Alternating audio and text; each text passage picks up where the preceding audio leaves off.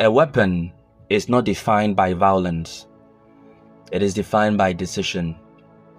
A weapon determines what crosses and what does not. It decides what movement stops and when access is denied, and when continuation becomes impossible. By this definition, the Trident has always been a weapon, not because it seeks conflict, but because it governs thresholds. Most people misunderstand weapons because they confuse them with aggression. Aggression is reactive. A weapon is positional. It exists to make certain actions unviable before it ever is applied. The Trident is the most refined form of this principle. It does not strike blindly. It stands at the boundary where choice ends. A threshold is the moment when possibility becomes consequence. Before the threshold, multiple futures remain open. After it, only one path continues. Whoever controls thresholds controls outcome. This is why authority has never resided primarily in armies or laws, but rather in gates, doors, borders, permissions, initiations, and access points. The Trident is the architecture that governs all of these. The Trident functions as a threshold weapon because each of its 3 points enforces a different kind of boundary. The womb controls entry. The blade controls termination. The law controls timing. Together they decide not just what happens, but when something is allowed to happen at all. Most power systems focus on action after a threshold has already been crossed. They punish, they correct, or respond once damage is already done. Threshold weapons like the Trident operates earlier. They prevent collapse by denying access to those who would stabilize the system in the first place.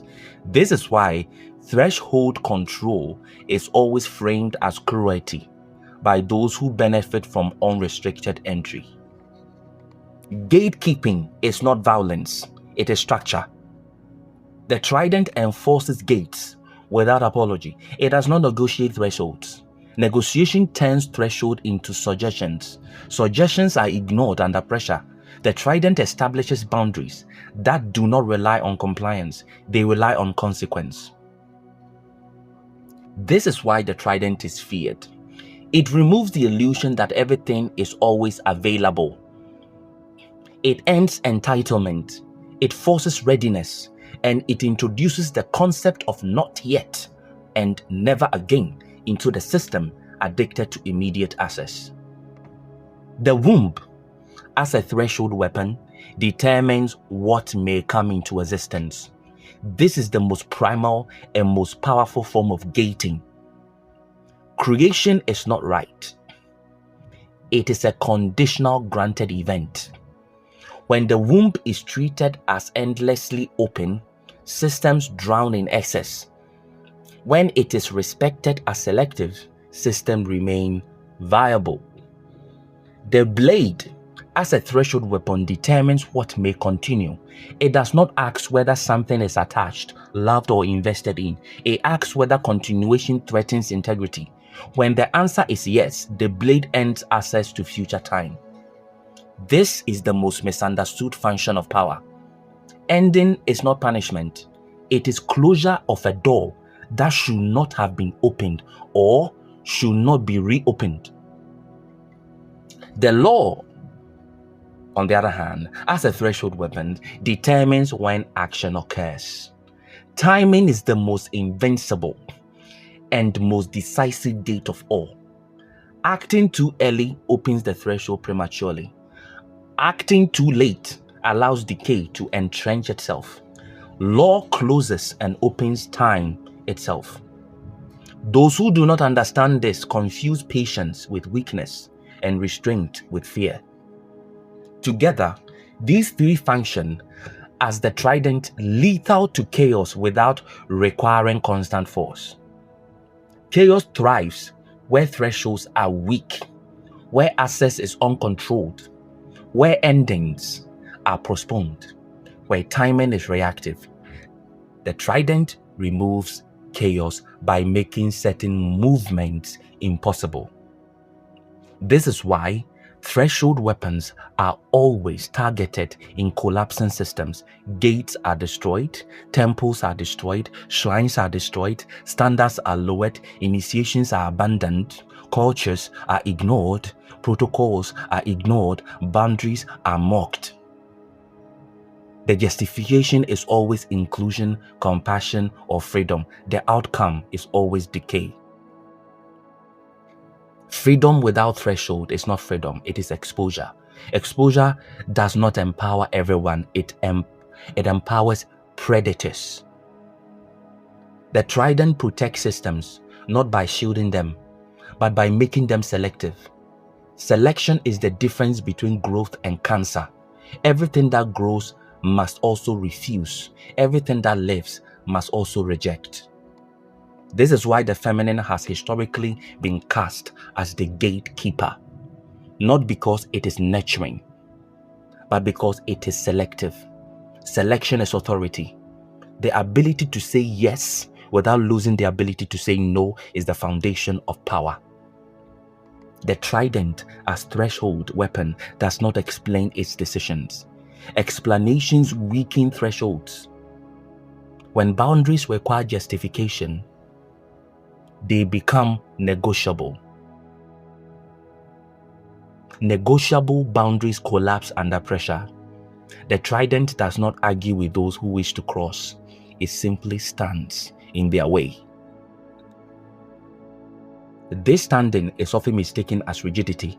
In reality, the trident is adaptive. Threshold shifts as conditions change. What is closed today may open tomorrow. What is open now may close permanently. This flexibility does not come from indecision. It comes from law, not emotion. Emotion reacts to pressure. Law observes it. Threshold weapons are effective precisely because they do not require constant use. Their presence alters behavior. People adjust their actions when they know certain crossings are not tolerated. This is why the strongest systems appear calm but do not fight often. They do not need to. Weak systems they fight constantly because they have no thresholds. In relationships, the absence of threshold weapons leads to overreach. People take more than is offered. Boundaries are tested repeatedly. Resentment builds. Then rupture occurs. The trident would have prevented this by denying access earlier. Ending something cleanly is less violent than allowing it to rot. In leadership, threshold weapons determine who gains influence and who does not. When leadership lacks gating, incompetence rises. When incompetence rises, control tightens. When control tightens, rebellion grows. The cycle repeats. Thresholds break the cycle by filtering entry before damage occurs.